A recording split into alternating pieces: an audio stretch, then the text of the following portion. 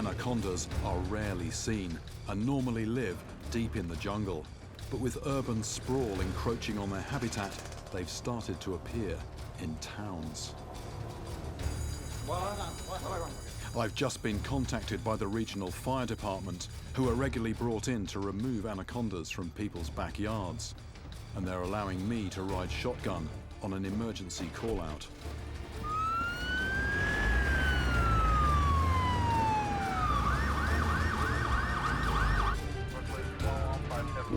An anaconda was found during a soccer match.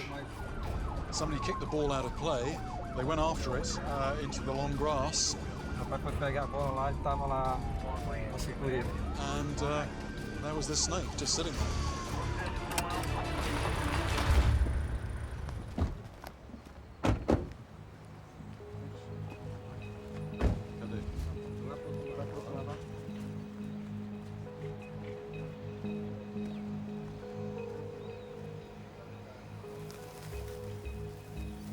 This 12-foot anaconda is capable of squeezing a child to death and could swallow prey the size of a dog.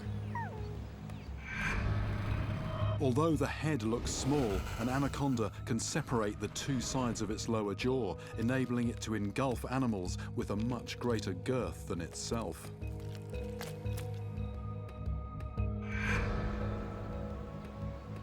A 20-foot anaconda could swallow a man. But confronting one at any size is something I'd normally avoid. The snake has to be caught and relocated. And I've talked the fire department and myself into an impromptu training exercise. Tente não deixar ele se rolar no seu braço, okay? I'm hoping that by getting hands-on, I can ease myself into the challenge of facing something that could be nearly twice as long as this one. Just looking at it up close now, it's in the process of molting its skin. The scales are falling off. Even the layer over its eyes is peeling off, rendering it temporarily blind. It makes up for this vulnerability with added aggression. Yep, that's a little bit of a strike. To catch this anaconda, I have to grab it behind the head. A moment's hesitation, and it could turn and nail me.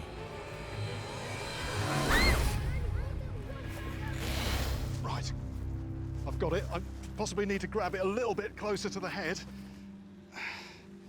And what I want to avoid it doing is getting its body around my arm, because if that happens, what can happen, it can actually restrict the blood flow, and my hand will eventually go numb and then let go. I can see the teeth on the mouth. They're like the barbs on a fish hook. They're pointing backwards. Basically, if that bites you, it's going to be very hard to get that off. It keeps trying to throw a coil around my body. Its instinctive follow-up to this is squeezing the victim to death. It's a struggle to stop it from wrapping around me. I can feel my arm start to weaken, so before the anaconda gets the better of me, I drop it in a transport container.